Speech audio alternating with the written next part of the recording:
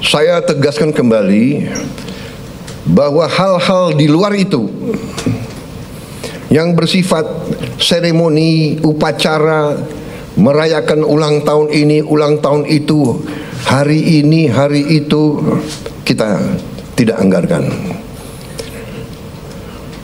Saya menyampaikan apresiasi kepada Menteri Keuangan dengan semua timnya yang telah menyusun APBN dengan baik, dengan cermat, kerja keras, karena saya terus menerus monitor, saya terus menerus menuntut penghematan, efisiensi. Saya menuntut keberanian memotong hal-hal yang tidak esensial. Saya tegaskan bahwa kriteria anggaran yang akan kita laksanakan, kriteria pertama adalah harus bisa menciptakan lapangan kerja. Sudah saya katakan berkali-kali. Kedua, harus meningkatkan produktivitas. Produktivitas ini harus bisa diukur dengan kuantifikasi. Berapa devisa yang dihasilkan? Berapa devisa yang dihemat?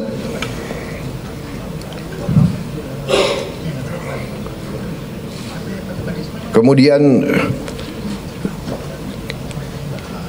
kriteria selanjutnya adalah harus mengarah kepada swasembada pangan dan swasembada energi. Kita harus mampu memberi makan kepada seluruh rakyat Indonesia, tidak lagi import. Dan saya terima kasih kepada jajaran menteri-menteri yang telah melaporkan kepada saya tahun 2025 lagi, tahun 2025 ini kita tidak akan import beras lagi, tidak akan import jagung lagi, tidak akan import garam lagi.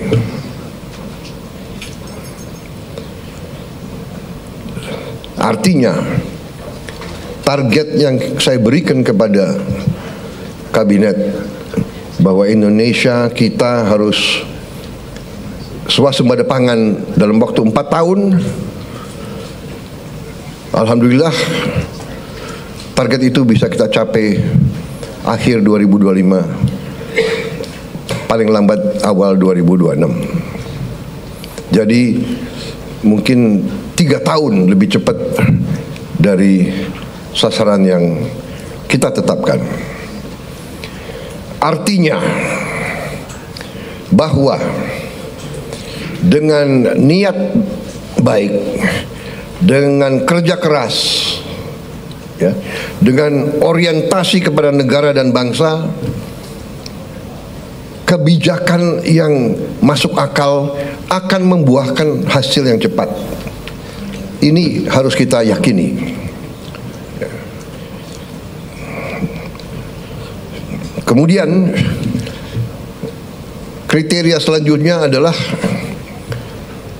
harus bisa memberi terobosan teknologi.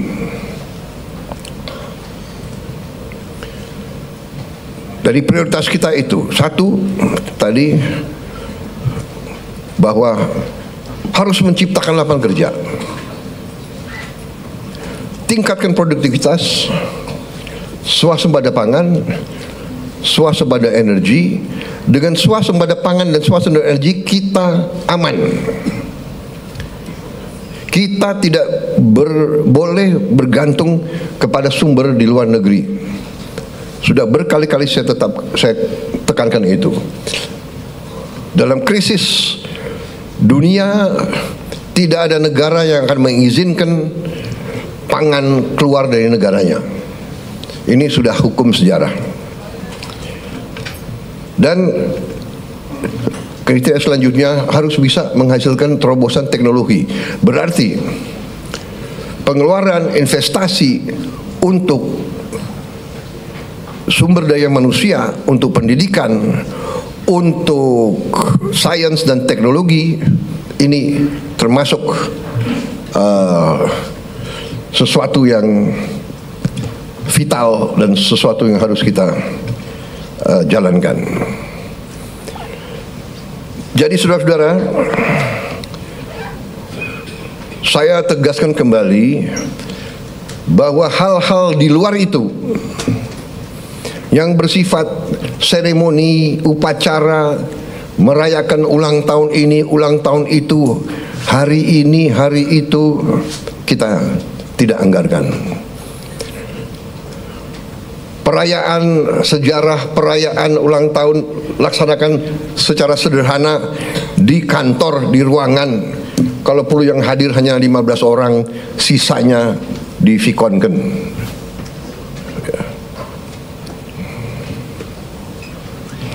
Perjalanan dinas dikurangi. Saya potong setengah. Dengan setengah kita bisa menghemat 20 triliun lebih.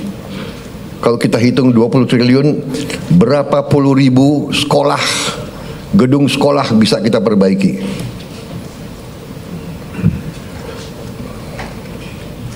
Jadi saya katakan benar-benar bahwa saya sangat serius dalam hal ini. Saya minta loyalitas semua menteri, semua kepala badan untuk patuh dalam hal ini, ya. Dan saya terima kasih kepada tim keuangan yang telah menjalankan penyisiran, kajian terhadap anggaran sampai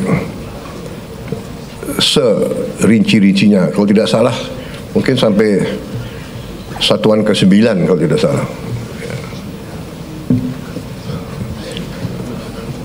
Mungkin pertama kali dalam sejarah, ya, Presiden Republik Indonesia mengecek sampai satuan ke-9.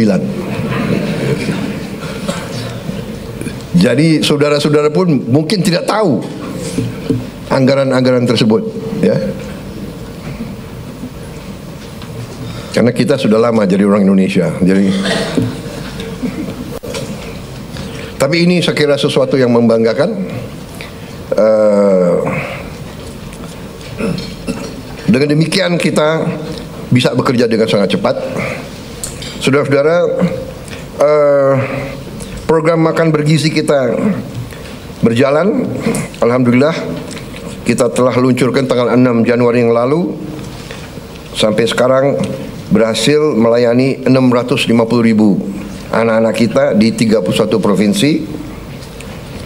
Ini berkat kerja keras banyak pihak, ya, Kepala Badan Gizi, jajarannya, Mendagri, Menteri Pendidikan Dasar dan Menengah, Menteri Bappenas, Menteri Desa, Menteri BUMN, Menteri Kesehatan, Panglima TNI, Kapolri, para kepala sekolah, para gubernur, bupati,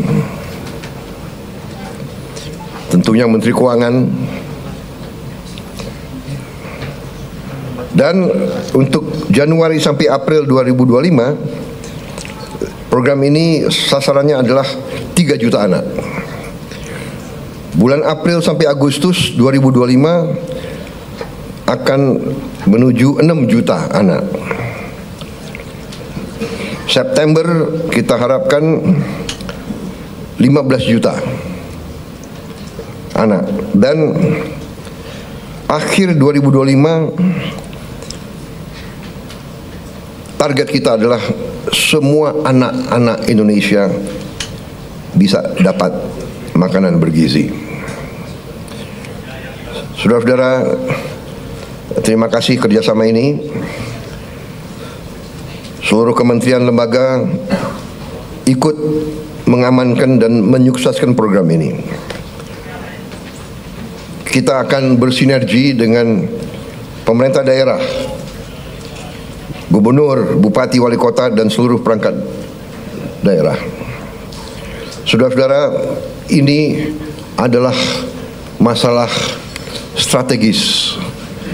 Kita memperkuat masa depan Indonesia. Anak-anak Indonesia harus kuat, harus cerdas, harus semangat, harus sekolah dengan baik. Saya percaya dalam waktu yang tidak lama kita akan melihat peningkatan hasil kemampuan akademis anak-anak kita. Saya juga bertekad untuk melakukan langkah-langkah intervensi kepada semua sekolah di Indonesia. Sekolah dasar, sekolah menengah, SMP, SMA, semua sekolah yang dibina oleh pesantren dengan teknologi.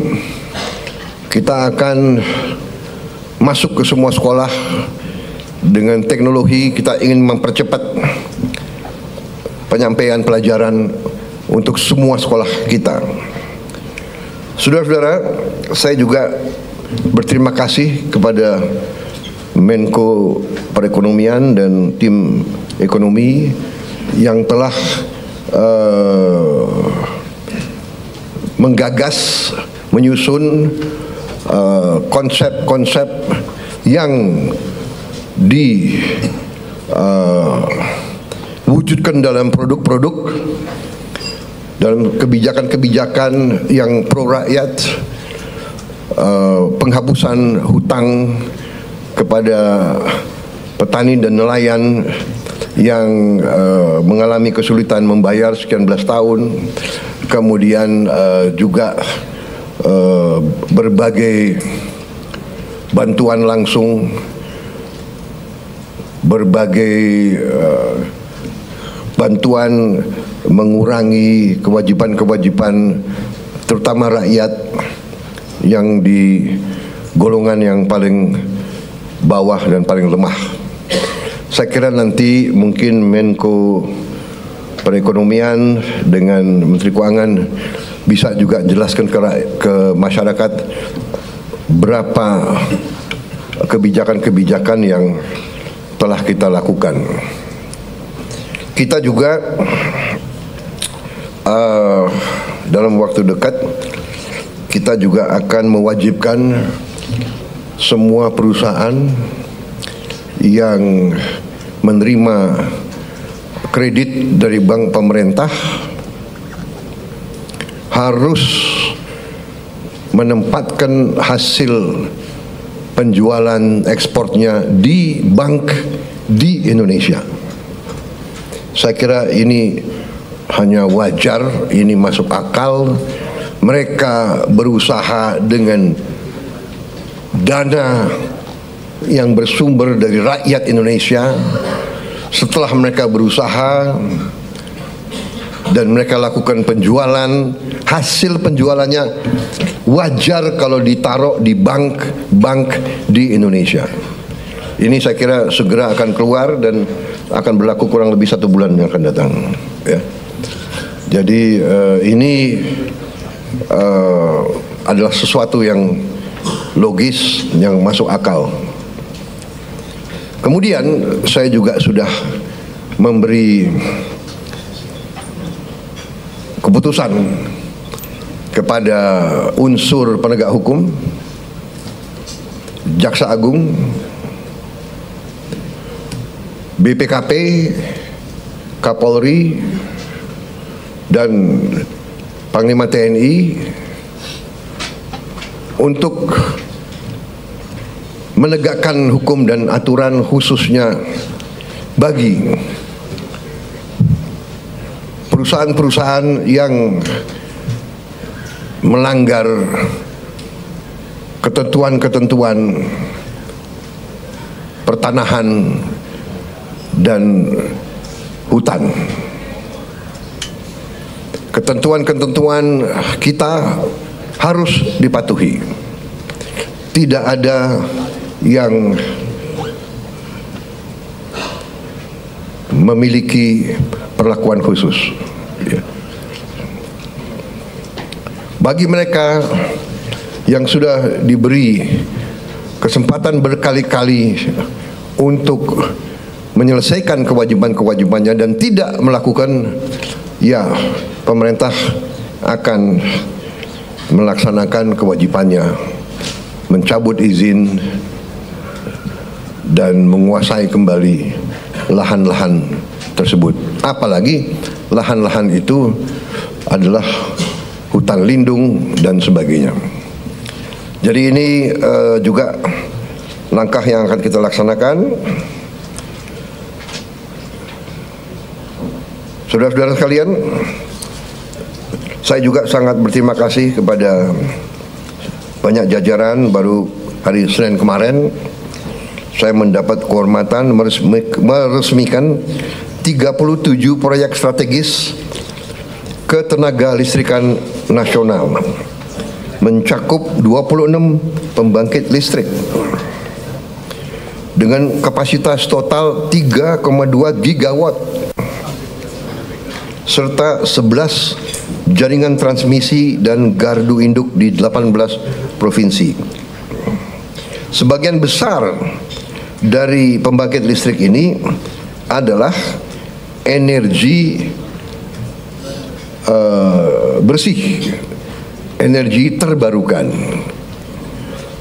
Saya kira kalau dicek nanti, ini mungkin peresmian terbesar dalam satu hari. Ini menunjukkan daya kemampuan kita, ya.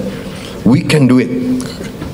Dan ini saya harus sampaikan bahwa ini hasil kerja keras pemerintah-pemerintah sebelum pemerintah kita.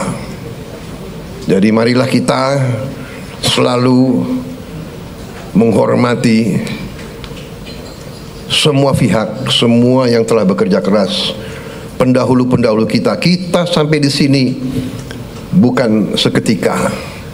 Kita sampai di sini karena perjalanan jauh. Pembangunan suatu bangsa bukan pembangunan 1 tahun, 5 tahun, 10 tahun. Pembangunan suatu bangsa adalah puluhan tahun. Apa yang dirintis Bung Karno kita nikmati sekarang. Apa yang diteruskan oleh Pak Harto kita teruskan, kita nikmati sekarang. Demikian presiden demi presiden, Pak Habibie, Gus Dur, Ibu Mega, Pak Jokowi, ini terus. Jadi contohnya saya baru 3 bulan menjabat, saya sudah resmikan proyek yang dilaksanakan mulai 2015, bayangkan.